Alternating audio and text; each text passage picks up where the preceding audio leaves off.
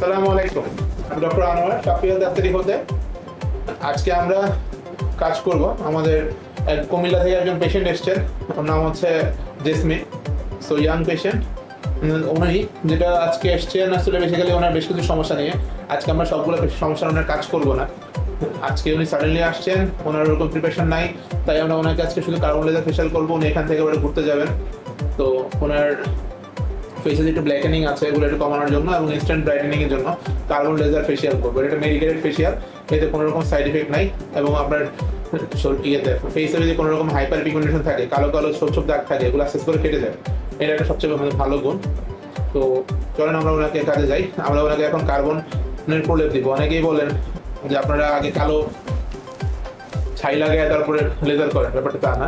Carbon laser ফেশিয়ালে আমরা carbon লাগাই ফেসে, দেন আমরা লেজার করতে হয়।